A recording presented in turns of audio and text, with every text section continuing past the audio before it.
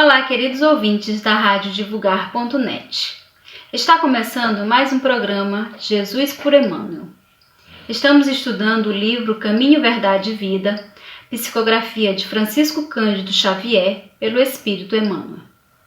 Eu sou Ana Paula Souza e hoje vamos estudar o capítulo 24 dessa obra, que tem como título O Tesouro Enferrujado. O vosso ouro e a vossa prata se enferrujaram. Tiago, capítulo 5, versículo 3. Os sentimentos do homem, nas suas próprias ideias apaixonadas, se dirigidos para o bem, produziriam sempre, em consequência, os mais substanciosos frutos para a obra de Deus. Em quase toda parte, porém, desenvolvem-se ao contrário, impedindo a concretização dos propósitos divinos com respeito à redenção das criaturas. De modo geral, vemos o amor interpretado tão somente à conta de emoção transitória dos sentidos materiais. A beneficência produzindo perturbação entre dezenas de pessoas para atender a 3 ou 4 doentes. A fé organizando guerras sectárias. O zelo sagrado da existência criando egoísmo fulminante. Aqui, o perdão fala de dificuldades para expressar-se. Ali, a humildade pede a admiração dos outros. Todos os sentimentos que nos foram conferidos por Deus são sagrados. Constituem o ouro e a prata de nossa herança. Mas, como assevera o apóstolo, deixamos que as dádivas se enferrujassem no transcurso do tempo. Faz-se necessário trabalhemos afanosamente por eliminar a ferrugem que nos atacou os tesouros do Espírito. Para isso, é indispensável compreendamos no Evangelho a história da renúncia perfeita e do perdão sem obstáculos, a fim de que estejamos caminhando verdadeiramente ao encontro do Cristo. Nessa passagem evangélica aqui de Tiago, capítulo 5, versículo 3, quando lemos o vosso ouro e a vossa prata se enferrujaram, nós nos reportamos logo aos bens materiais, pensamos logo nos bens materiais. E o próprio Tiago, nessa passagem, ele se refere aos ricos quando fala que o vosso ouro e a vossa prata se enferrujaram. Se referindo principalmente ao mau uso da riqueza, que poderia ser usado para ajudar tantos necessitados, dando emprego, ajudando, enfim, alavancando o progresso. No entanto, era utilizado para o recurso próprio, para si próprio, né? No entanto, Emmanuel, aqui nesse texto, ele nos faz entender, nos traz um sentido mais amplo dessa interpretação, né? Porque mesmo que nós não tenhamos bens materiais, não tenhamos riquezas materiais, todos nós, somos ricos em várias esferas da vida. E o simples fato de despertarmos todos os dias, de acordarmos, de vivermos, nos torna aptos a trabalhar em favor do próximo e de nós mesmos. Então, essas riquezas são as riquezas de que Jesus já nos falava. Que a traça não corrói, que a ferrugem não consome, enfim, que os ladrões não roubam. São as virtudes, são os nossos sentimentos que nós adquirimos, né, durante todo o nosso percurso até aqui. Então, é o amor, a fé, a compaixão, o perdão, a misericórdia, a beneficência, enfim, todas essas virtudes que podemos levar conosco quando formos para a pátria espiritual, né? Levaremos em nossos corações, no nosso ser, né? Em nossa alma. Mas essas riquezas, elas precisam ser trabalhadas diariamente, né, e lapidadas, porque como o próprio texto diz, né, elas podem sim enferrujar. Aí o texto nos diz que os sentimentos do homem, nas suas próprias ideias apaixonadas, se dirigidos para o bem, produziriam sempre, em consequência, os mais substanciosos frutos para a obra de Deus. Ou seja, Emmanuel quer nos dizer que nós somos molas propulsoras para o progresso, para a nossa evolução, para a evolução do mundo, para a evolução da sociedade, se fizermos tudo com o sentimento direcionado ao bem, né? Se nossas atitudes forem em favor do bem, né, do próximo, em harmonia com tudo isso que existe no universo. Joana de Ângeles, no livro intitulado Psicologia da Gratidão, psicografado por Divaldo Franco, ela nos fala que tudo na natureza, que é belo, que é nobre, que é fecundo, que é estético, constitui a sua gratidão por fazer parte do espetáculo da vida. Ou seja, se até a própria natureza, ela se gratula, ela sente, ela traz tudo que é fecundo, que é belo, como forma de gratidão, porque nós, seres também da natureza, não fazemos o mesmo.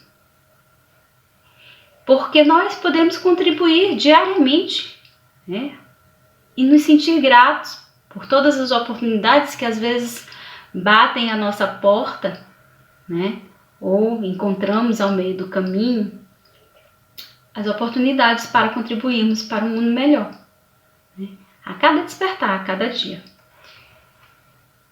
Então o texto nos diz que em quase toda parte, porém, acontece o contrário, né, impedindo a concretização dos propósitos divinos.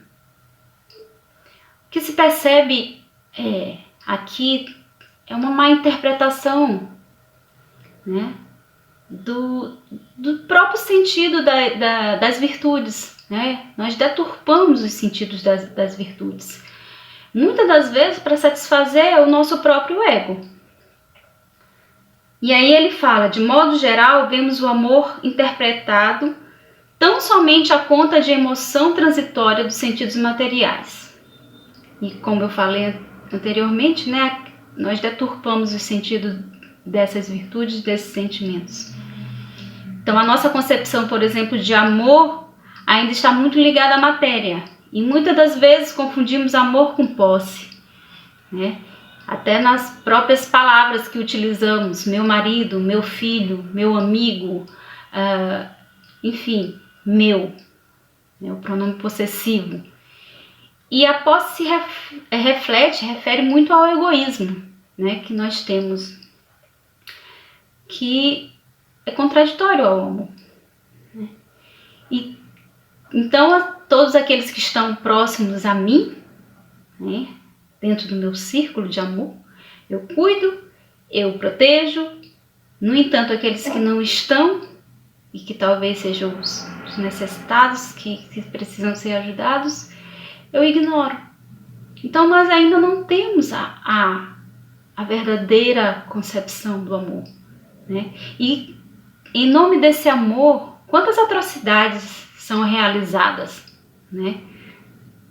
Muitas das vezes por conta de emoções transitórias, das paixões que falsamente se traduzem, se interpretam como amor, né? E muitas das vezes essas paixões, essas emoções transitórias maltratam, matam, machucam, humilham, a ponto de termos a necessidade, inclusive, de leis para travar, né, a crueldade desse falso amor, né?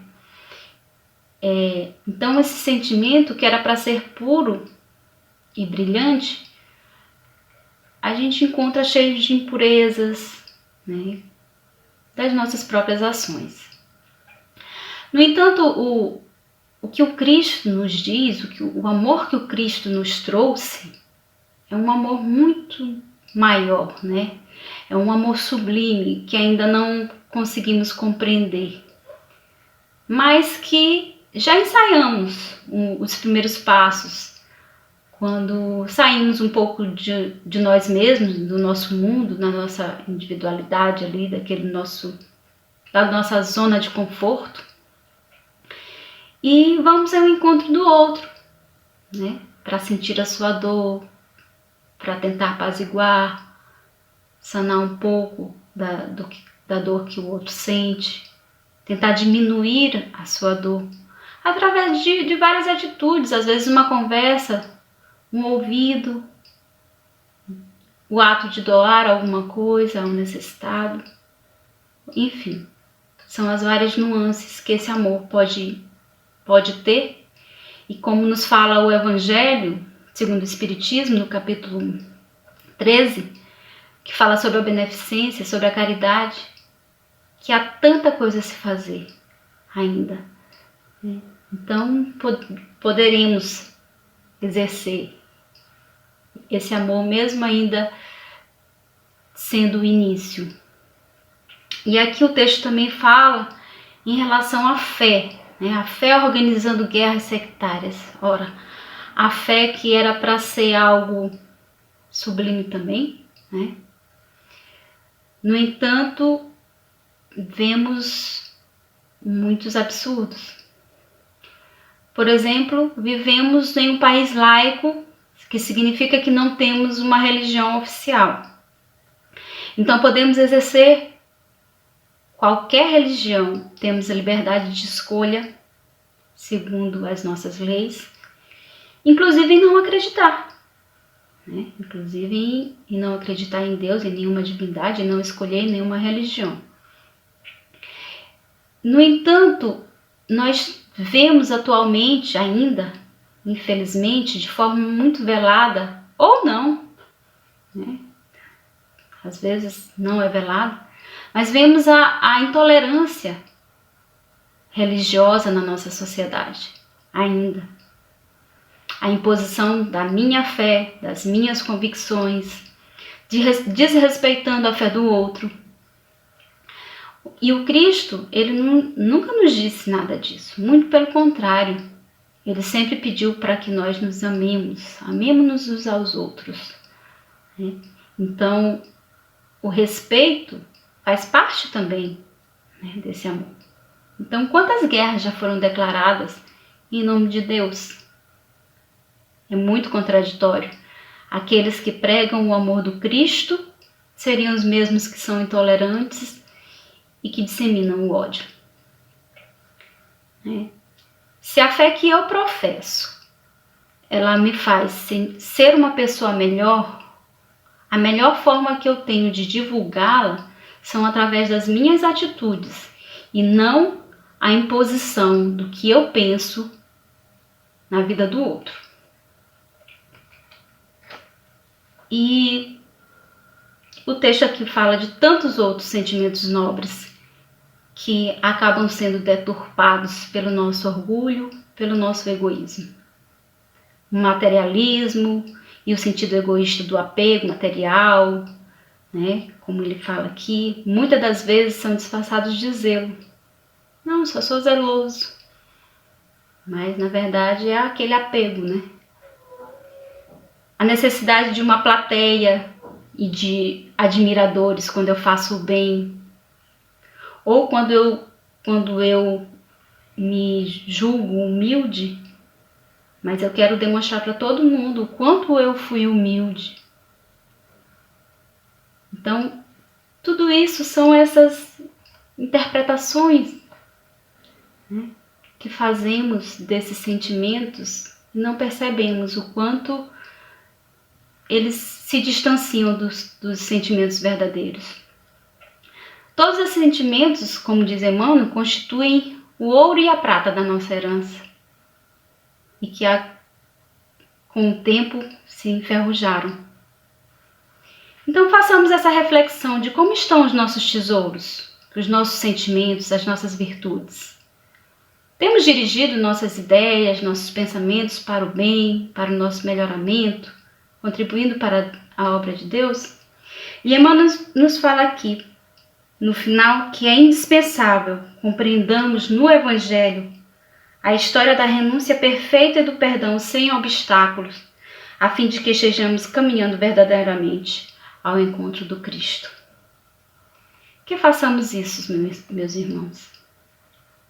Façamos uma autoanálise e reflitamos se os nossos tesouros estão ou não enferrujados. E se estiverem, comecemos a trabalhá-los e a lapidá-los diariamente, como nos diz Emmanuel neste capítulo. Essa foi a nossa contribuição para o estudo da obra Caminho, Verdade e Vida. No próximo programa será analisado o capítulo 25 desta obra. Que a paz do Cristo esteja sempre conosco e até o próximo encontro.